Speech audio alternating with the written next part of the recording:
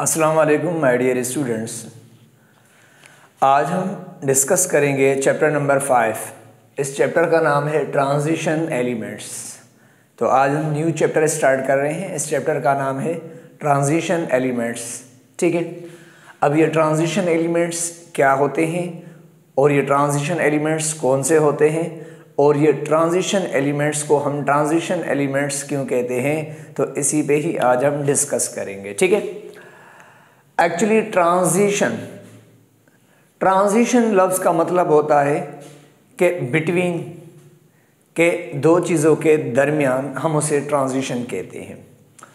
Transition elements अगर आप देखें, अगर आप पीरियोडिक टेबल में देखें तो पीरियोडिक टेबल के अंदर जो डी ब्लॉक और जो एफ ब्लॉक वाले एलिमेंट्स हैं ना, वो एस ब्लॉक और पी ब्लॉक के क्या है, दरमियान में रखे गए हैं। ट्रांजिशन का मतलब होता है दरमियान में। क्या होता है? दरमियान में। तो जो डी ब्लॉक और जो एफ ब्लॉक वाले एलिमेंट्स हैं वो एस ब्लॉक और पी ब्लॉक के दरमियान में रखे गए। तो इनमें दरमियान में रखने की वजह से हम इनको क्या कहते हैं, ट्रांजिशन एलिमेंट्स। किनको? अब मुझे बताएं आप, ट्रांजिशन का मतलब है दरमियान में। ठीक है, अब आप मुझे ये बताएं कि कौन से एलिमेंट्स है जो पीरियोडिक टेबल के बिल्कुल दरमियान में रखे गए, एस ब्लॉक और पी ब्लॉक। एक डी ब्लॉक है, दूसरा एफ ब्लॉक। तो जो डी ब्लॉक और जो एफ ब्लॉक है वो एस और पी के इंटरमीडिएट, उनके दरमियान में रखे गए। इसलिए हम डी ब्लॉक और एफ ब्लॉक एलिमेंट्स को क्या, ट्रांजिशन एलिमेंट्स कहते हैं। क्या कहते हैं? Transition element. एक तो ये बात। दूसरी ये वजह है कि ये जो एलिमेंट्स है ना, डी और एफ ब्लॉक वाले, इनको बीच में क्यों रखा गया? इसलिए रखा गया कि डी और एफ ब्लॉक वाले ऐसे एलिमेंट्स हैं, इनकी जो प्रॉपर्टीज़ है ना वो ट्रांजिशनल होती है, वो दरमियानी होती है। किसकी? एस ब्लॉक और पी ब्लॉक के, इनकी प्रॉपर्टीज़ बीच में आती है डी और एफ वालों। इसलिए हम डी ब्लॉक एलिमेंट्स और एफ ब्लॉक एलिमेंट्स को हम ट्रांजिशन एलिमेंट्स कहते हैं। ठीक है, तो हमने यहाँ लिखा है ट्रांजिशन एलिमेंट्स, लेकिन हम इस चैप्टर में ना सिर्फ डी ब्लॉक के बारे में ज़्यादातर डिस्कस करेंगे। लेकिन ट्रांजिशन एलिमेंट्स में डी ब्लॉक भी आता है और एफ ब्लॉक भी आता है। ठीक है, एक्चुअली में अगर आप देखें ट्रांजिशन एलिमेंट्स की definition, the elements showing intermediate, ऐसे एलिमेंट जो क्या शो करें, इंटरमीडिएट, दरमियान या transitional properties between S block elements जो कि हाईली रिएक्टिव होते हैं एंड पी ब्लॉक एलिमेंट्स जो कि लेस रिएक्टिव होते हैं। ऐसे एलिमेंट्स जिनकी प्रॉपर्टीज एस ब्लॉक और पी ब्लॉक के दरमियान में आती है, हम उन्हें ट्रांजिशन एलिमेंट्स कहते हैं। तो बेसिकली ये जो एलिमेंट्स है डी ब्लॉक और एफ ब्लॉक वाले, इनकी प्रॉपर्टीज इंटरमीडिएट है, एस ब्लॉक और किसके, पी ब्लॉक है, इसलिए हम इनको ट्रांजिशन एलिमेंट्स कहते हैं। अगर आप देखें कि जो एस ब्लॉक है वो हाईली इलेक्ट्रोपॉजिटिव होते हैं, और जो अगर आप देखें पी ब्लॉक वाले इधर वाले वो हाईली इलेक्ट्रोनेगेटिव होते हैं। लेकिन जो डी और एफ वाले हैं वो लेस इलेक्ट्रोपॉजिटिव और लेस इलेक्ट्रोनेगेटिव होते हैं, मतलब इंटरमीडिएट होते हैं एस और पी के अंदर। एस ब्लॉक वालों की आयोनाइजेशन पोटेंशियल बहुत कम होती है, पी वालों की आयोनाइजेशन पोटेंशियल बहुत ज़्यादा होती है। लेकिन जो डी और एफ वाले हैं जिनको ट्रांजिशन कहते हैं, उनकी जो आयोनाइजेशन पोटेंशियल है वो इंटरमीडिएट है, मतलब एस वालों से ज़्यादा और पी वालों से कम। तो इनकी बहुत सारी प्रॉपर्टीज़ है जो एस और पी के इंटरमीडिएट, हम इसलिए इनको ट्रांजिशन एलिमेंट्स कहते हैं। ठीक है, अब हम सबसे पहले ये बताएं ट्रांजिशन एलिमेंट्स की ना, मैं कुछ आपको प्रॉपर्टीज समझाऊंगा कि ये जो ट्रांजिशन एलिमेंट्स है ना, डी और एफ ब्लॉक, इनकी कुछ जनरल कैरेक्टरिस्टिक, इनकी कुछ general features of transition elements पे डिस्कस करेंगे। तो ट्रांजिशन एलिमेंट्स की कुछ में जनरल कैरेक्टरिस्टिक, जनरल उनकी प्रॉपर्टीज बताऊंगा। नंबर 1, पहले ट्रांजिशन एलिमेंट्स की प्रॉपर्टीज समझे कि ट्रांजिशन एलिमेंट्स की खासियतें कौन सी होती। ठीक है, उसके बाद ना हम ट्रांजिशन एलिमेंट्स के डीप में डिस्कस करें। एक्चुअली जो ट्रांजिशन एलिमेंट्स होते हैं ना, दे आर ऑल मेटल्स, सारे मेटल हैं। ठीक है, मतलब डी और एफ ब्लॉक वाले जितने भी ट्रांजिशन है ये सब क्या है, सारे मेटल्स होते हैं। ठीक है, ऑल और मेटल्स होते हैं, इसे में रखना, सारे मेटल्स होते हैं और दे आर ऑल हार्ड होते हैं। ये बहुत हार्ड भी होते हैं क्योंकि इनके एटमों में जो बाइंडिंग फोर्स होती है वो बहुत स्ट्रांग होती है, मेटालिक बॉन्ड काफ़ी स्ट्रांग होती है बाइंडिंग फोर्स, इसलिए ये हार्ड हो। दे हैव, अब फोर्स स्ट्रांग होगी तो खुद बताओ, तो इनकी मेल्टिंग पॉइंट और बॉइलिंग पॉइंट भी वेरी हाई होती है, ये जेब में रख लेना, थाउजेंड्स में अराउंड होती है। ठीक है, दूसरी, these are good conductor of electricity, इनमें से इलेक्ट्रिसिटी भी पास होती है क्योंकि इनके पास फ्री इलेक्ट्रॉन्स होते हैं, ठीक है, cloud of electron, sea of electron होते हैं, तो they are good conductor of electricity, इनमें से करंट भी बहुत पास होता है और इनमें से हीट भी पास होती है, हीट भी ये कंडक्ट करते हैं एक जगह, ठीक है, तो इनके अंदर हीट भी पास होती है और करंट भी पास होता है, they are good conductor of heat and electricity. Next, they form the alloys, ये जो डी और एफ वाले हैं ना एलिमेंट्स, ये एलोआई बनाते हैं। क्या बनाते हैं? एलोआई। एलोआई कहते हैं मिक्सचर ऑफ टू और मोर मेटल, दो या दो से ज्यादा मेटल जब आपस में मिक्स करें तो ये जो मेटल्स का मिक्सचर बनता है, हम इस मेटल्स के मिक्सचर को, दो या दो से ज्यादा मेटल का जो मिक्सचर बनता है, हम उस मेटल के मिक्सचर्स को क्या कहते हैं? एलोआई कहते हैं। क्या कहते हैं? एलोआई।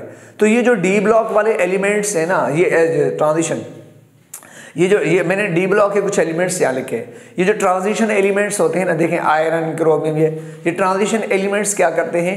ये आपस में मिलके ना मिक्सचर बनाते हैं जिसे हम एलोआई कहते हैं। अब सवाल ये है कि ये एलोआई क्यों बनाते हैं, इनकी क्या खास बात है? एक्चुअली क्या है ना, ये जो ट्रांजिशन एलिमेंट्स होते हैं ना डी ब्लॉक पर, इनकी जो एटॉमिक साइज होती है ना वो नियरली सेम होती है, वो नियरली सेम होती है, ज़्यादा डिफरेंस नहीं होता। तो इसलिए जब इनको मिक्स करते हैं तो उनके एटम अलग हो उनके एटम की जगह पे दूसरे एटम आसानी से रिप्लेस हो जाते हैं, मतलब आ सकते हैं। तो इसलिए हम इन मेटल को जब मिक्स करते हैं तो उनके एटम्स उनकी जगह पर आ जाते हैं आसानी से और उनके एटम उनकी जगह पे आ जाते हैं, जिसकी वजह से ये होमोजीनियस मिक्सचर बना लेते हैं जिसे हम एलोआई कहते हैं। अगर एटम की साइज का फर्क होता कि एक मेटल की ज़्यादा साइज होती, एक की बहुत कम होती, ज़्यादा डिफरेंस होता, तो फिर वो उनमें मिक्स होना काफ़ी मुश्किल होता, तो उनके एलोआई नहीं बन सकते। तो कहने का मतलब यहाँ पर यही है कि इनको ये आपस में मिलके एलोआई क्यों बनाते हैं? एक्चुअली इसलिए बनाते हैं कि इनकी जो साइज़ होती है एटॉमिक वो नियरली सेम होती है, जिसकी वजह से आसानी से मिक्स हो जाते हैं और ये एलोआई बना। तो मैंने देखा ये भी इनकी प्रॉपर्टी है, दे फॉर्म द एलोआई। आपने देखा होगा कि जैसे ब्रास होता है कॉपर और जिंक का बना होता है, यहाँ पे कॉपर है ये, ठीक है, और जिंक बना होता है। इसी तरह अच्छा ये आपस में मिलके भी बनाते हैं, स्टील होगा, इसमें आयरन होता है, क्रोमियम होता है, आपको पता है, ठीक है, उसमें निकल, आयरन और क्रोमियम ये मिलके स्टील बनाते हैं, तो स्टील इज एलोआई फॉर्म है। तो इस तरीके से कहने का मतलब ये है कि ये जो एलिमेंट्स है ना ट्रांजिशन, जो डी और एफ वाले, ये आपस में मिलके मिक्सचर बनाते हैं, एलोआई बनाते हैं, आपस में मिलके भी बनाते one another and other elements of PT periodic table, periodic table के दूसरे एलिमेंट के साथ के मिलकर बना सकते हैं। जैसे आपको पता है एल्यूमिनियम ब्रोंज पढ़ते हैं हम, तो एल्यूमिनियम ब्रोंज में क्या होता है कि कॉपर एल्यूमिनियम के साथ मिलके बनाता है, क्या एलोआई बनाता है। तो ये आपस में मिलके भी एलोआई बनाते, कुछ एलिमेंट दूसरे ग्रुप के मतलब के दूसरे पीरियोडिक टेबल के ब्लॉक के उनके साथ में मिलके ये बना सकते हैं थोड़ा, ठीक है। ज्यादातर ये आपस में मिलके बनाते हैं, चलो ठीक है। एक्चुअली ना इस पॉइंट को मैं बाद में समझाता हूँ, पहले ये जो ट्रांजिशन एलिमेंट्स है ना, ट्रांजिशन एलिमेंट्स की खास जो इंपॉर्टेंट पॉइंट है, कैरेक्टरिस्टिक है, वो ये कि दे form the colourful compound, coloured compound formation. ये जो ट्रांजिशन एलिमेंट्स है ना, ये कलरफुल कंपाउंड बनाते हैं, अलग अलग different type of colourful compounds बनाते हैं, ये इसकी खास बात। और दूसरा, they have the variable oxidation states. ये जो ट्रांजिशन एलिमेंट है ना, इनकी ऑक्सीडेशन स्टेट वेरिएबल होती है, मतलब कि चेंज होती है, अलग अलग होती है। ये एक से ज़्यादा ऑक्सीडेशन स्टेट लेते हैं, जैसे आयरन +2 भी लेता है, +3 भी लेता है, कॉपर +1 भी लेता है, +2 भी लेता है, और इन वेरी रेयर केसेस में +3 भी लेता है। तो कहने का मतलब है कि जो ट्रांजिशन एलिमेंट्स होते हैं ना, इनकी ऑक्सीडेशन स्टेट फिक्स नहीं होती, वेरिएबल होती है, इनकी ऑक्सीडेशन स्टेट चेंज होती रहती है, ठीक है, कभी +2, कभी +3, कभी +4, तो अलग अलग ऑक्सीडेशन स्टेट में ये एग्जिस्ट करते हैं। इसलिए हम कहते हैं कि इनकी ऑक्सीडेशन स्टेट वेरिएबल है। क्यों? क्योंकि इनकी वैलेंसी वेरिएबल है, इनकी बॉन्ड बनाने की जो टेंडेंसी है वो अलग अलग होती है। ये 2 भी बॉन्ड बनाते हैं, 3 भी बनाते हैं, मूड होता है तो 4 भी बनाते हैं, 5 भी बनाते हैं, तो इस वजह से इनकी ऑक्सीडेशन स्टेट वेरिएबल है। दूसरा, they have the catalytic properties, ये कैटलिस्ट के तौर पर भी इस्तेमाल किए जाते हैं, ये कैटलिस्ट की प्रॉपर्टी भी इनके अंदर होती है। They are also generally paramagnetic behaviour, ये ज़्यादातर पैरामैग्नेटिक बिहेवियर शो करते हैं due to presence of unpaired electron की वजह। और they form the complex compound, तो ये जो ट्रांजिशन एलिमेंट्स है ना, ये बड़े बड़े कॉम्प्लेक्स कंपाउंड्स भी बनाते हैं। तो ये कुछ जनरल खासियतें हैं किसकी? डी ब्लॉक एलिमेंट्स की हम बात कर रहे हैं, ये जो सॉरी ट्रांजिशन एलिमेंट्स, और ट्रांजिशन में डी भी आते हैं। तो कहने का मतलब ये है कि ये जो ट्रांजिशन एलिमेंट्स हैं ना, ये उनकी जनरल खासियतें हैं। ठीक है, अब आ जाए तो जो एलिमेंट ये खासियतें शो करता है वो ट्रू ट्रांजिशन कहलाता है। जो एलिमेंट ये सब खासियतें शो करता है हम उन्हें क्या करते हैं, ट्रू ट्रांजिशन एलिमेंट्स कहते हैं, उनको टिपिकल ट्रांजिशन एलिमेंट्स कहते हैं। अब साइंटिस्ट ने रिसर्च किया कि ऐसी क्या खास बात है डी ब्लॉक एलिमेंट्स और एफ ब्लॉक एलिमेंट्स के अंदर जिनकी वजह से ये खासियतें शो करते हैं। उनकी ऑक्सीडेशन स्टेट वेरिएबल क्यों होती है, उनके अलावा उनके कलरफुल कंपाउंड्स क्यों बनते हैं, पैरामैग्नेटिक बिहेवियर शो करते हैं, कैटालाइटिक प्रॉपर्टी शो करते हैं, कॉम्प्लेक्स बनाते हैं। तो साइंटिस्ट ने ये रिसर्च किया, इन्वेस्टिगेट किया कि ऐसी क्या खास बात है डी ब्लॉक एलिमेंट और एफ ब्लॉक एलिमेंट्स के अंदर जिसकी वजह से ये प्रॉपर्टीज शो करते हैं, और जो प्रॉपर्टीज शो करते हैं जिनकी वजह से हम इन्हें ट्रांजिशन एलिमेंट्स कहते हैं। तो एक्चुअली अगर आप देखें यहाँ पर डिस्कस कर दें तो यहाँ पर मैंने लिखा है, साइंटिस्ट ने देखा कि जो डी ब्लॉक होते हैं ना, क्या होते हैं ये जो डी ब्लॉक होते हैं, आपको पता है अगर डी में इलेक्ट्रॉन नहीं होगा, जीरो होगा, तो अगर डी में इलेक्ट्रॉन क्या हो, यहां पर मैं लिख देता हूं, अगर डी के अंदर आपको पता है वैसे कितने इलेक्ट्रॉन आते हैं, डी में 10 आते हैं। तो अगर डी में इलेक्ट्रॉन नहीं है, अगर डी के अंदर, यहां पे मैं लिखता हूं अगर डी खाली है, अगर डी में इलेक्ट्रॉन नहीं होता तो हम उसे एम्प्टी कहते हैं। क्या कहते हैं, ये एम्प्टी ऑर्बिटल। ठीक है, और अगर हमने कहा डी में एक इलेक्ट्रॉन हो तो क्या मजीद आ सकता है, बिल्कुल, सेकंड भी आ सकता है, अगर सेकंड हो तो थर्ड भी आ सकता है, थर्ड हो तो फोर्थ। इस तरीके से कि अगर डी में इतने इलेक्ट्रॉन हैं कि उसमें मजीद भी इलेक्ट्रॉन आ सकते हैं, तो हम ऐसी फिलिंग को क्या कहते हैं, हम पार्शियली फिल्ड कहते हैं। तो इसीलिए हम क्या कहते हैं, डी के 1 से लेकर 9 तक अगर डी में इलेक्ट्रॉन होते हैं, 1 से लेकर 9 तक अगर डी में इलेक्ट्रॉन है, तो हम इस फिल्म को क्या कहते हैं, पार्शियली फिल्ड कहते हैं। क्या कहते हैं, हम कहेंगे ये पार्शियली फिल्ड है। ठीक है, ये पार्शियली फिल्ड कहलाता है अगर डी, और अगर डी के अंदर 10 इलेक्ट्रॉन आ जाए, 10, तो हम इसे फुल फिल्ड कहते हैं। क्या कहते हैं, फुल फिल्ड कहते हैं या कंप्लीटली फिल्ड कहते हैं। क्लियर हो गई बात। तो हमने कहा कि अगर डी में 1 से लेकर 9 तक इलेक्ट्रॉन होंगे किसी भी एटम या आयन में, तो हम उसे पार्शियली फिल्ड कहेंगे। अगर डी में 10 होंगे तो हम उसे फुल फिल्ड कहेंगे, और अगर डी में नहीं होगा तो हम उसे एम्प्टी कहेंगे। क्लियर हो गई बात। अब मैं ना आपको खास बात बताऊं, ऐसे एलिमेंट्स, ऐसे डी और एफ ब्लॉक वाले एलिमेंट्स जिनके डी पार्शियली फिल्ड हो, जिनका डी पार्शियली फिल्ड हो, मतलब 1 से लेकर 9 तक इलेक्ट्रॉन अगर होते हैं, किनके, डी और एफ। तवज्जो करना, हमने कहा कि अगर ये जो डी ब्लॉक वाले एलिमेंट्स हैं, ठीक है, अगर इनका पार्शियली फिल्ड होता है डी, मतलब कि अगर एलिमेंट्स के अंदर डी ऑर्बिटल पार्शियली फिल्ड है, चाहे एटॉमिक स्टेट में हो चाहे आयन की फॉर्म में, अगर उसके डी में 1 से लेकर 9 तक अगर इलेक्ट्रॉन मौजूद हैं तो हम उसे पार्शियली फिल्ड कहेंगे। और जिनके एलिमेंट्स के अंदर ये पार्शियली फिल्ड होता है डी, वो ही एलिमेंट्स ये प्रॉपर्टीज शो करते हैं, और उन्हीं ही एलिमेंट्स को हम क्या कहते हैं, ट्रांजिशन एलिमेंट्स कहते हैं। क्या कहते हैं, ट्रांजिशन एलिमेंट्स कहते हैं। तो कहने का मतलब ये है कि साइंटिस्ट ने रिसर्च किया कि जिनका डी पार्शियली फिल्ड होता है, जिनके डी में 1 से लेकर 9 तक इलेक्ट्रॉन होता है, वो ही एलिमेंट्स ये प्रॉपर्टीज शो करते हैं, वो ही एलिमेंट कलरफुल कंपाउंड्स बनाते हैं, वो ही elements variable oxidation state show करते हैं, वो ही एलिमेंट्स पैरामैग्नेटिक बिहेवियर शो करते हैं, वो ही एलिमेंट्स कैटालाइटिक प्रॉपर्टी शो करते हैं। तो कहने का यही मतलब है कि जिनका डी पार्शियली फिल्ड होता है एटॉमिक या आयोनिक स्टेट में, तो हम उन्हीं वही एलिमेंट्स ये प्रॉपर्टीज शो करते हैं, और जो एलिमेंट ये प्रॉपर्टीज शो करते हैं हम उन्हें क्या कहते हैं, ट्रांजिशन एलिमेंट्स कहते हैं।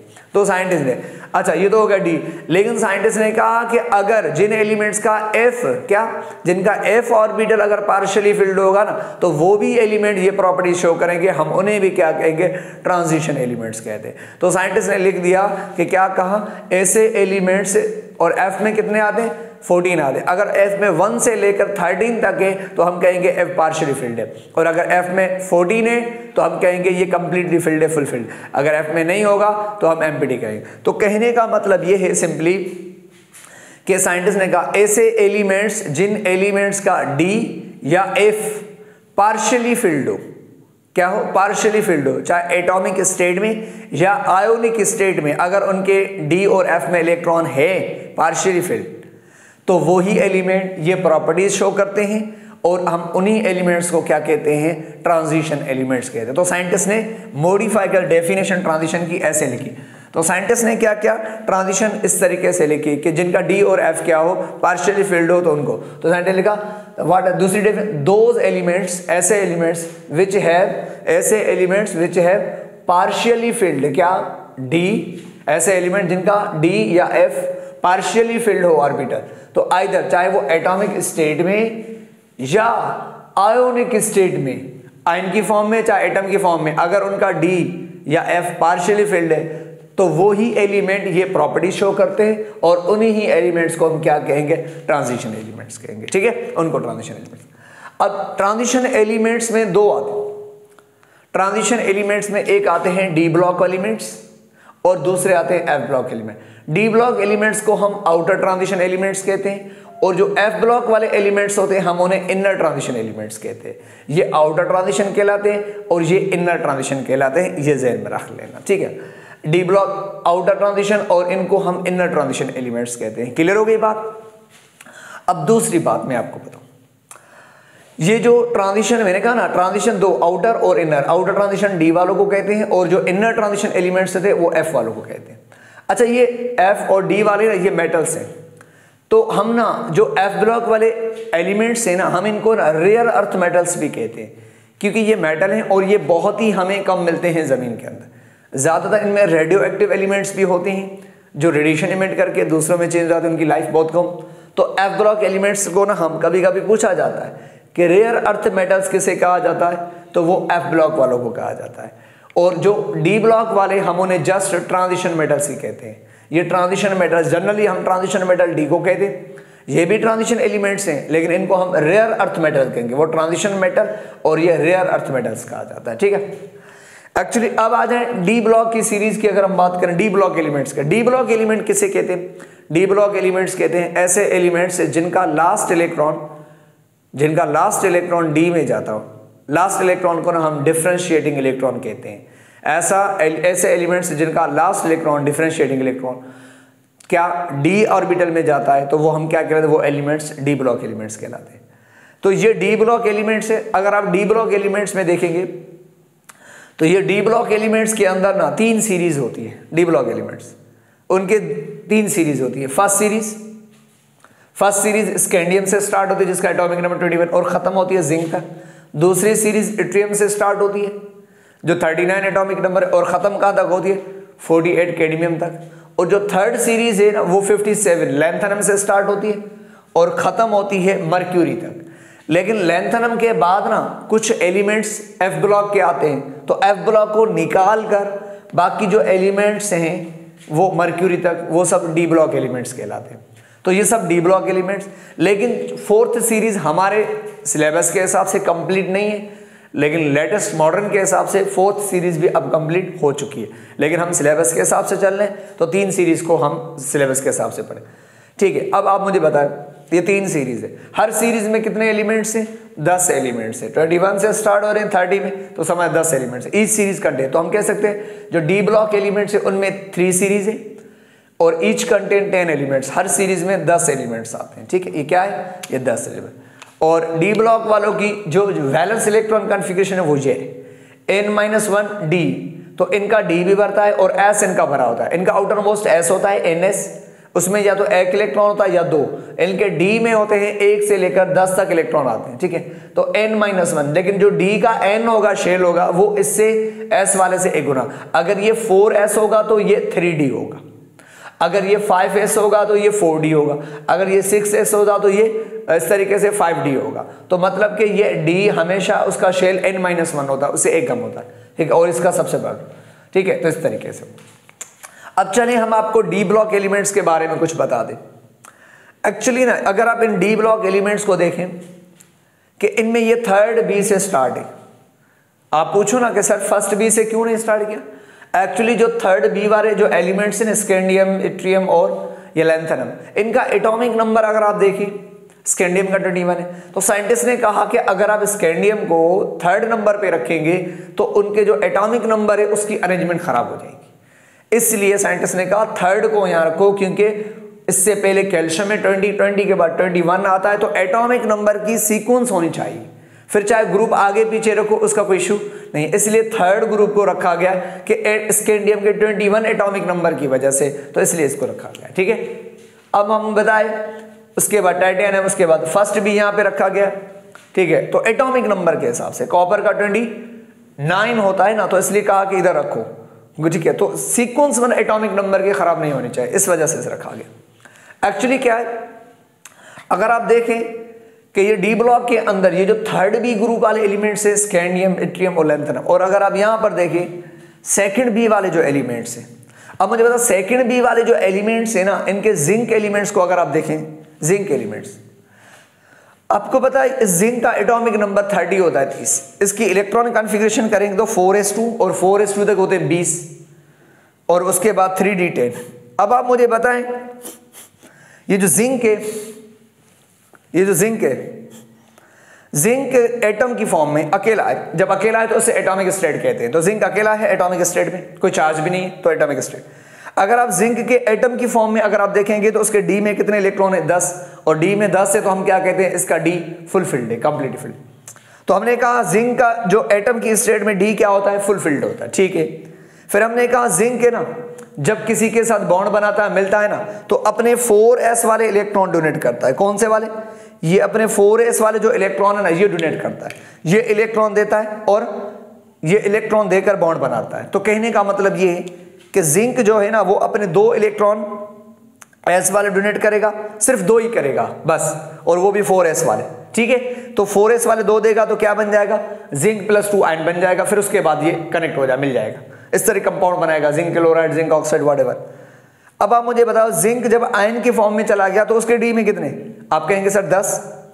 एटम की फॉर्म में तो भी 10 इलेक्ट्रॉन, अगर जिंक आयन की फॉर्म में तो भी तो 10 इलेक्ट्रॉन है ना।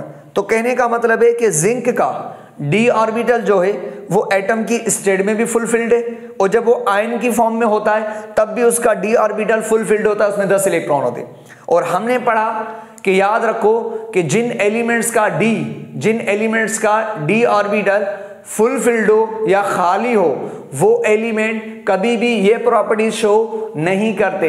वो ना कलरफुल कंपाउंड बनाते हैं और ना ही उनकी, अगर आप इनकी ऑक्सीडेशन स्टेट देखें तो +2 है, फिक्स है, बस +2 है। इनके ऑक्सीडेशन स्टेट भी फिक्स है, वेरिएबल नहीं है। और ये इनके अंदर पैरामैग्नेटिक बिहेवियर भी नहीं है, क्योंकि इसका डी फुल होता है, तो पैरामैग्नेटिक बिहेवियर भी नहीं है। तो कैटालाइटिक प्रॉपर्टीज भी इनकी ज्यादातर नहीं होती। तो कहने का मतलब है कि ऐसे एलिमेंट्स जिनका डी क्या हो, या खाली हो या डी फुलफिल्ड हो, तो वो एलिमेंट्स ये प्रॉपर्टीज कंप्लीटली शो नहीं करते, मुकम्मल तौर पर ये खासियतें जाहिर नहीं करते।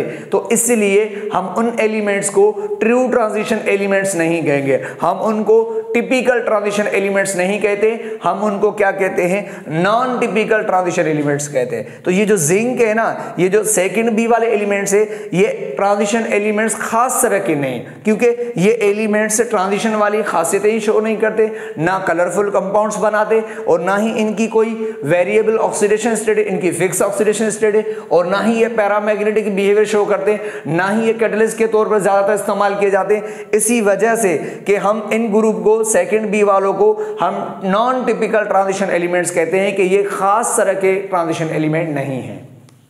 ठीक है, इनको नॉन टिपिकल कहा जाता है, क्योंकि ये कंप्लीटली ट्रांजिशन एलिमेंट्स वाली खासियतें शो। हमने कहा जो एलिमेंट ये खासियत शो कर उनको ट्रांजिशन, लेकिन ये तो जिंक तो नहीं कर रहा है, इनकी प्रॉपर्टी शो कंप्लीटली नहीं। हाँ, जिंक के ना कॉम्प्लेक्स कंपाउंड बनाता है, तो जिंक कॉम्प्लेक्स कंपाउंड बनाता है, ये 1-2 खासियत होने की वजह से हम इनको यहां रखा गया, लेकिन जनरली ये ट्रांजिशन वाली एलिमेंट्स की प्रॉपर्टी कंप्लीटली शो नहीं करता। इसलिए हम सेकंड बी वालों को नॉन टिपिकल ट्रांजिशन एलिमेंट्स कहते हैं। इसलिए ठीक है, ये कंप्लीट डी ट्रांजिशन वाली खासियत शो नहीं करते। वजह कि इनका डी पार्शियली फिल्ड नहीं होता, इनका डी फुल फिल्ड होता है। और हमने कहा कि ये खासियतें वही एलिमेंट शो करते हैं जिनका डी पार्शियली फिल्ड हो, चाहे एटॉमिक चाहे आयोनिक स्टेट में, ठीक है। उनके पास 1 से लेकर 9 तक अगर इलेक्ट्रॉन होंगे तो वो कलरफुल कंपाउंड बनाएंगे, वो कैटालिटिक प्रॉपर्टी शो करेंगे, उनकी ऑक्सीडेशन स्टेट वेरिएबल होगी और वो पैरामैग्नेटिक बिहेवियर शो करेंगे। अगर नहीं होगा D partially filled, D full होगा या खाली होगा, तो ये प्रॉपर्टी शो नहीं करेंगे। फिर हम अगर प्रॉपर्टी शो नहीं करेंगे फिर हम उनको ट्रांजिशन नहीं कहेंगे, टिपिकल ट्रांजिशन नहीं कहेंगे, ट्रू ट्रांजिशन नहीं कहेंगे, हम उनको क्या कहेंगे,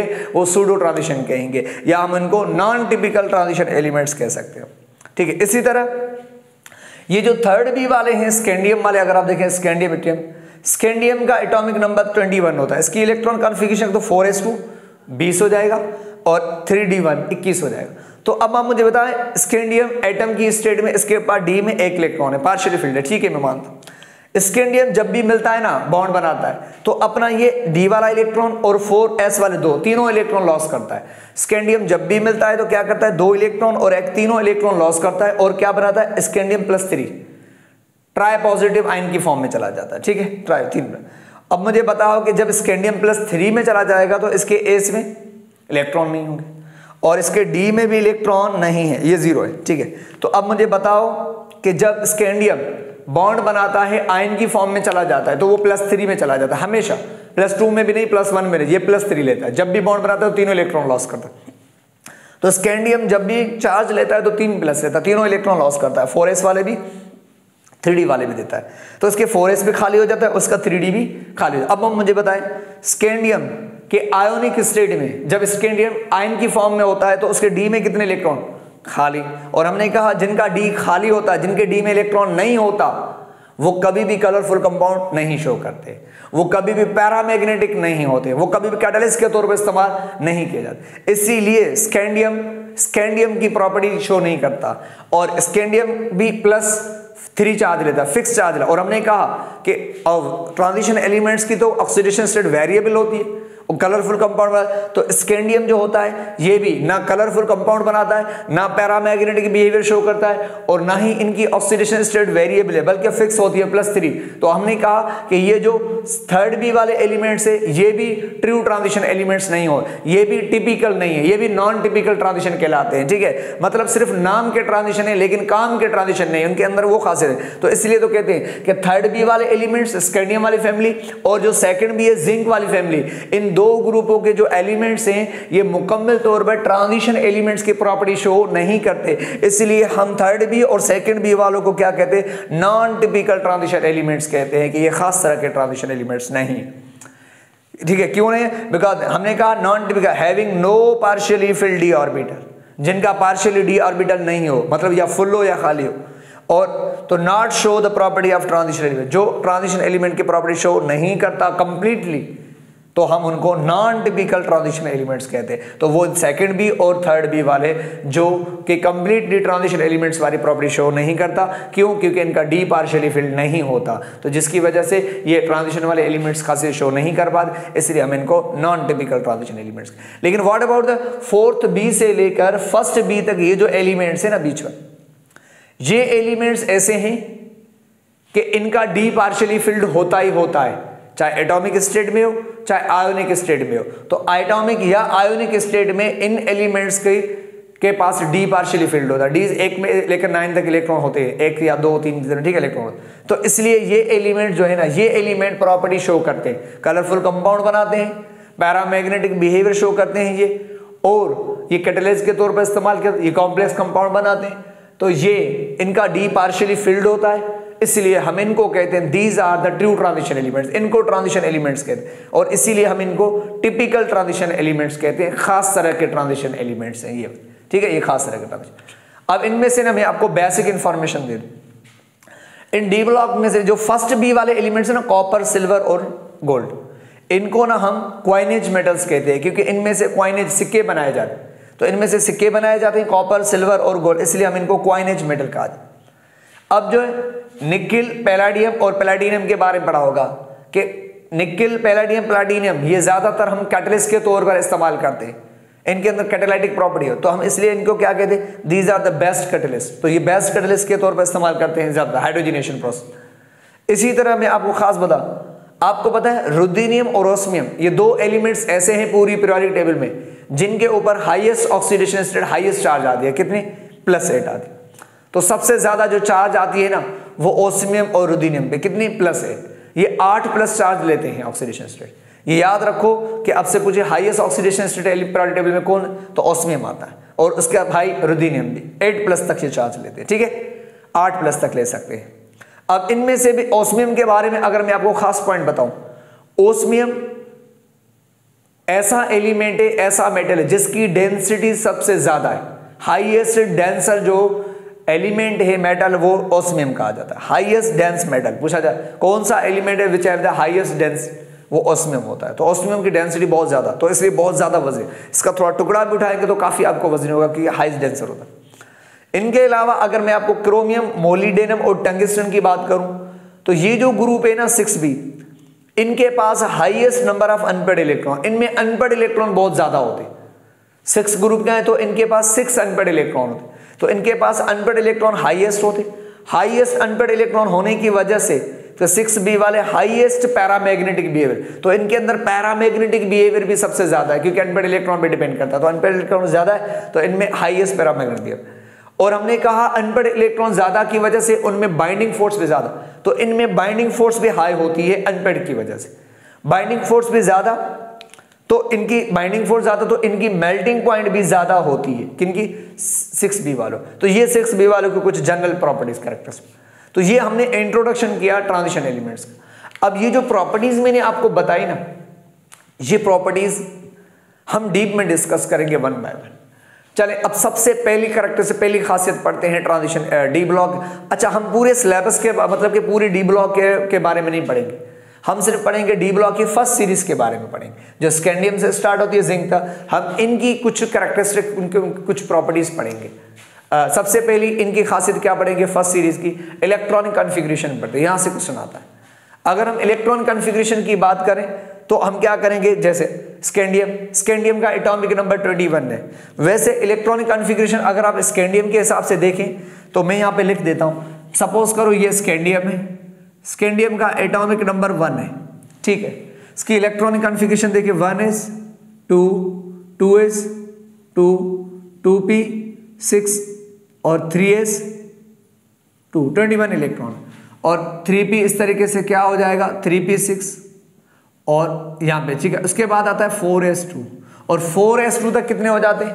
ये 4s2 तक है ना 20 हो जाते हैं। बाकी एक इलेक्ट्रॉन बचा तो 4s के बाद आप क्या भरेंगे? 3d1 भरेंगे। क्या भरेंगे? 3d1 भरेंगे, ठीक। तो ये केस हो जाएगा। हम क्या करेंगे, अब पूरी इलेक्ट्रॉन कॉन्फ़िगरेशन नहीं लिखेंगे, हम इतना टाइम वेस्ट नहीं करेंगे, ठीक है। तो यहां तक आपको आइडिया समझ में आ गया। हमने कहा कि यहां से 1s से लेकर 2p6 तक होता है ना, यहां से लेकर यहां तक ना ये इलेक्ट्रॉन कॉन्फ़िगरेशन आर्गन के बराबर होती है। आर्गन का एटॉमिक नंबर 18 होता है, तो यहां से लेकर यहां 18 और 2 4s वाले 20 और 21 हो जाए। तो हम क्या करेंगे, ये पूरी इलेक्ट्रॉन कॉन्फ़िगरेशन की बजाय तो हम यहां आर्गन लिख देंगे और बाकी जो एक्स्ट्रा इलेक्ट्रॉन कॉन्फ़िगरेशन 4s और वैलेंस वो हम उसके बाद लिख देंगे, ठीक है। तो हम क्या करेंगे, स्कैंडियम की जगह पे ना अब हम ऐसे भी लिख सकते हैं, कैसे कि यहां से क्या, यहां 2p6 तक क्या है, ये आर्गन लिखेंगे, ये आर्गन। अब उसकी वैलेंस इलेक्ट्रॉन कॉन्फ़िगरेशन बाकी क्या बची 4s 2 और 3d1 हो जाए, ठीक है। ये ऐसे रखें स्कैंडियम की इलेक्ट्रॉन कॉन्फ़िगरेशन 21। तो कभी भी ऐसा आ जाए तो 18, आपको पता है आर्गन 18 होता है, 18 और 4s में 2 20 और 1 या 21 तो 21 इलेक्ट्रॉन। इसी तरह अब आपको पता है यहां पर मैंने लिखा है ये जो बॉक्स है ना ये 4s को शो करता है और ये जो बॉक्स है ये 3d को शो करता है। और 3d के आपको पता है 5 ऑर्बिटल होते हैं, dxy dxz dyz dx2 y2 और dz2। तो ये आपको पता है कि ये 5 ऑर्बिटल होते हैं, dxy dxz dyz dx2 y2 और dz2, 5 ऑर्बिटल होते हैं। अब हमें बताओगे स्कैंडियम के d में 1 इलेक्ट्रॉन है लेकिन ऑर्बिटल 5। पहले इसके 4s में इलेक्ट्रॉन भरते हैं, ठीक है। क्या करेंगे, पहले इसके 4s में इलेक्ट्रॉन अगर हम भर लें तो यहां पर मैं देखता हूं 1 इलेक्ट्रॉन क्लॉकवाइज होता है और दूसरा इलेक्ट्रॉन एंटी क्लॉकवाइज होता है, ठीक है। 2 इलेक्ट्रॉन है अपने पास, 4s में 2 इलेक्ट्रॉन है, क्लॉकवाइज है। इसके 3d में 1 इलेक्ट्रॉन है, तो 1 इलेक्ट्रॉन आप किसी भी ऑर्बिट में रख के यहां पर रख देते हैं ये। और अगर ऑर्बिटल में 1 इलेक्ट्रॉन होता है तो हम उसे अनपेड कहते हैं। तो अब आप मुझे बताएं स्कैंडियम के पास कितने अनपेड है? 1, वो भी कहां? 3d के अंदर, 1 ही अनपेड इलेक्ट्रॉन होता है 3d में। क्लियर हो गई बात। अब आ जाते हैं टाइटेनियम। टाइटेनियम का एटॉमिक नंबर 22 है, तो इसमें 22 इलेक्ट्रॉन है, तो इसको भी क्या करेंगे? आर्गन तक हो जाएंगे इसके 18 और 4s2 20, तो बाकी कितने बचे? 3d2 कितने हो जाएंगे? 22 हो जाएंगे। अब आप मुझे बता 4s में इलेक्ट्रॉन रखें बॉक्स में, क्लॉकवाइज एंटी क्लॉकवाइज, और इसके 3d में कितने हैं? 2, और ऑर्बिटल 3d में कैसे भरेंगे? अब तवज्जो करना, बहुत इंपॉर्टेंट। तो 3d में अब हम 2 इलेक्ट्रॉन है, अब ये 2 इलेक्ट्रॉन कैसे फिल करें? एक ही ऑर्बिटल में रखे 2? नहीं, अकॉर्डिंग टू हुंड्स रूल के हिसाब से करेंगे। हुंड्स ने कहा कि अगर ऑर्बिटल सेम एनर्जी के हैं, 4-5 जितने भी है, तो उनमें आप एक एक करके इलेक्ट्रॉन रखें पहले। जब तक सबको एक एक नहीं मिलता तब तक आप पेयर डबलिंग नहीं करेंगे। तो अकॉर्डिंग टू हुंड्स के हिसाब से क्या करेंगे? डी में 2 इलेक्ट्रॉन है लेकिन ऑर्बिटल 5 है, तो हुंड्स के हिसाब से क्या करेंगे? 1 इलेक्ट्रॉन dxy में रखेंगे, तो दूसरा इलेक्ट्रॉन वरी आप dxz में रखेंगे दूसरे ऑर्बिटल। ये हुंड्स के हिसाब से। आप दोनों इलेक्ट्रॉन एक ऑर्बिटल में नहीं रखेंगे तब तक जब तक सबको एक एक नहीं मिलता। सबको पहले एक एक दो, जब तक सबको एक एक नहीं मिलता तब तक आप डबल नहीं करेंगे, ठीक है। अगर करेंगे तो ये खिलाफ हो जाएंगे किसके? हुंड्स के, तो हुंड्स वायलेट हो जाएगा। तो कहने का 1 इलेक्ट्रॉन रखा, फिर आपने दूसरा, लेकिन हुंड्स ने कहा कि अगर 2-3 इलेक्ट्रॉन है तो एक एक करके ऑर्बिटल में रखो, नंबर 1, और दूसरा के सेम स्पिन में रखो। अगर आपने एक क्लॉकवाइज रखा है तो दूसरा जब रखो दूसरे ऑर्बिटल में तो उसकी स्पिन भी वही होनी चाहिए, वो भी क्लॉकवाइज उसी स्पिन में होना चाहिए, उसकी स्पिन भी चेंज मत करो।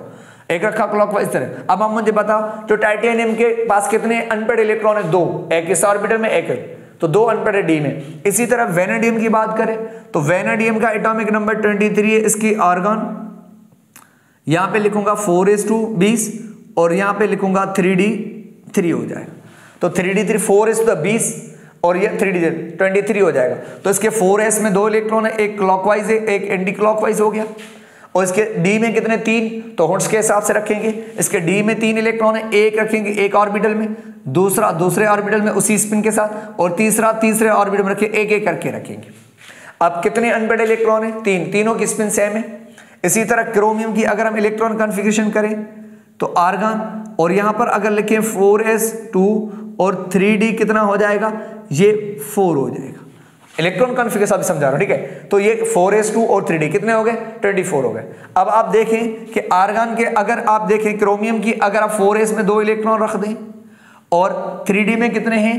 4, तो इस तरीके से आप 4 रखेंगे, 1 2 3 4 इलेक्ट्रॉन रखना है, ठीक है। 4 इलेक्ट्रॉन आपने रख लिए, लेकिन आपको पता है डी में 4 इलेक्ट्रॉन पड़े, एक एक ऑर्बिटल में पड़ा है, ठीक है, 4 अनपेड है। लेकिन अब आगे सुनो, इसका एक डी ऑर्बिटल खाली होता है, और आपने ये रूल पढ़ा होगा कि जो ऑर्बिटल तो सबशेल, अगर सबशेल फुल भरे हो, फुल फिल्ड हो तो स्टेबल होते हैं, अगर हाफ फिल्ड हो, आधे भरे हो तो भी स्टेबल होते हैं। समझ आ रही बात? अब मुझे बताओ डी में कितने इलेक्ट्रॉन आते हैं? 10। अगर डी में 10 आएंगे तो हम कहेंगे डी फुल फिल्ड है, और फुल फिल्ड है तो हम कहेंगे स्टेबल है। अगर डी में 5 आ जाए तो डी में 5 मतलब हाफ फिल्ड है, और हाफ फिल्ड में भी डी स्टेबल होता है। समझ आ रही बात? अब आप मुझे बताओ एस में 2 इलेक्ट्रॉन तो फुल फिल्ड, अगर एस में 1 होगा तो हाफ फिल्ड, एस हाफ और फुल में भी स्टेबल होता है, डी भी हाफ और फुल में स्टेबल होता है। अब क्रोमियम है ना, क्रोमियम के एस में कितने? 2 इलेक्ट्रॉन, अब ये तो फुल फिल्ड है, लेकिन इसके डी में कितने इलेक्ट्रॉन है? 4, लेकिन इसका डी का एक ऑर्बिटल खाली है। अब क्रोमियम क्या करता है? अपने आप को डबल स्टेबल करने के लिए, अपने आप को एक्स्ट्रा स्टेबल करने के लिए क्रोमियम क्या करता है कि अपना एक इलेक्ट्रॉन ना 4s से शिफ्ट करता है। अपना एक इलेक्ट्रॉन 4s से कहां शिफ्ट करेगा? ये शिफ्ट करेगा 3d में। क्यों शिफ्ट कर रहा है सर? एक्चुअली शिफ्ट करेगा, शिफ्ट करने से क्या होगा? उसका जो 3d है वो हाफ फिल्ड हो जाएगा। क्या हो जाएगा? Half filled. और इससे क्या होगा कि इसका d हाफ फिल्ड की वजह से d इसका स्टेबल हो जाएगा, तो ये स्टेबल हो जाएगा d, और साथ साथ में इसका s भी स्टेबल ही रहेगा। पहले खाली 4s था, जब इलेक्ट्रॉन शिफ्ट करेगा उससे उसका d हाफ हो जाता है, और d हाफ मोर स्टेबल होता है पार्शियली से, ठीक है ज्यादा। तो कहने का मतलब यह है कि क्रोमियम अपने इलेक्ट्रॉन कॉन्फ़िगरेशन को चेंज करता है। क्यों? अपने आप को ज्यादा स्टेबल करने के लिए, अपने आप को एक्स्ट्रा स्टेबल करने के लिए क्रोमियम अपना 4s वाला एक इलेक्ट्रॉन कहां? 3d में शिफ्ट करता है। उससे क्या होता है? उसका d हाफ हो जाता है, और हाफ की वजह से वो d स्टेबल हो जाता है, ठीक है। तो ये क्रोमियम, अब ये क्रोमियम की इलेक्ट्रॉनिक कॉन्फ़िगरेशन है ना, ये रूल्स के हिसाब से अब नहीं है, क्योंकि n+a रूल को फॉलो नहीं कर रही, अफबा को भी फॉलो नहीं कर, क्योंकि अफबा के हिसाब से पहले 4s भरो बाद में 3d, और n+l के हिसाब से पहले 4s भरो, लेकिन हमने क्या 4s भरा ही नहीं, एक इलेक्ट्रॉन उधर भेज दिया, तो इसका मतलब ये फॉलो नहीं कर। तो इसलिए कहते हैं कि क्रोमियम की जो इलेक्ट्रॉनिक कॉन्फ़िगरेशन है वो एक्सेप्शनल होती है, ठीक है, रूल के हिसाब से नहीं होती है, ठीक है। क्यों नहीं होती? क्योंकि ये अपने आप को स्टेबल करने के लिए एक इलेक्ट्रॉन शिफ्ट कर देता है 3d में, उससे क्या होता है, ये इसका d हाफ हो जाता है और ये स्टेबल बन जाता है। तो हर एटम यही ख्वाहिश होती है उसकी कि मैं स्टेबल हो, तो ये अपने आप को स्टेबल करने के लिए 4s का एक इलेक्ट्रॉन शिफ्ट करता है। और दूसरी बात, 4s और 3d में एनर्जी का गैप बहुत कम होता है, यहाँ पे एनर्जी का गैप कम है, इसलिए 4s वाला इलेक्ट्रॉन आसानी से 3d में चला जाता है, जिससे क्रोमियम ज्यादा स्टेबल हो जाता है। इसलिए याद रखो, अब आपसे पूछे कि क्रोमियम के अंदर कितने अनपेड इलेक्ट्रॉन है, तो 6, 5 d में अलग अलग एक एक पड़े और एक यहाँ पे 6 इलेक्ट्रॉन है। अगर पूछे कि अनपेड टोटल कितने, तो 6 क्रोमियम के। अगर पूछे उसके डी में अनपेड कितने, तो 5, एक एक करके पड़े 5 अलग अलग, तो 5 अनपेड डी में है और एक एस में, तो टोटल 6। और हमने यहाँ पे लिखा कि 6 वालों के अनपेड इलेक्ट्रॉन ज्यादा होते हैं, तो क्रोमियम के इसलिए ज्यादा होते हैं, देखो इससे ज्यादा। अब आ जाए मैग्नीज की बात करें, तो मैग्नीज के एटॉमिक नंबर 25 है, इसका आर्गन और 4s1 और 3d 5 हो जाएगा, और 4s2 सॉरी 4s2 20 और 25 हो जाएगा। अब इसमें इलेक्ट्रॉन बने, मैग्नीज में ये क्लॉकवाइज 4s में 2 बनेंगे, और इसके टी में कितने, 1 2, और इसके हिसाब से एक एक करके रखो, सेम स्पिन में एक एक करके रखो। अब मुझे बताओ मैग्नीज के डी में कितने अनपेड है, 5, और तो क्रोमियम के डी में भी अनपेड 5 होते हैं, ठीक। लेकिन अनपेड ज्यादा किसके पास है, क्रोमियम, क्योंकि उसके एस में भी तो अनपेड है ना, लेकिन मैग्नीज के एस में मतलब कि अनपेड नहीं है, वो पेयर्ड है, ठीक है। इसी तरह तो इसमें इलेक्ट्रॉन शिफ्ट नहीं होगा, क्योंकि ऑलरेडी इसका डी हाफ है, तो शिफ्ट करेगा तो अनस्टेबल हो जाएगा, तो इसलिए शिफ्ट करने की कोई जरूरत नहीं। तो आयरन की अगर आप देखें तो आर्गन 4s2 तक 20 और 3d 6 हो जाएगा, तो 4s में 2 इलेक्ट्रॉन क्लॉकवाइज और एंटी क्लॉकवाइज, और डी में कितने 6 है, तो 6 कैसे रखेंगे, एक इलेक्ट्रॉन, दूसरा, तीसरा, चौथा, पांचवा, 5 इलेक्ट्रॉन रख दिए एक एक करके। अब एक इलेक्ट्रॉन बचा, अब जब एक इलेक्ट्रॉन बचा तो अब आप इसको क्या करेंगे, अब आप इसको पेयरिंग करेंगे।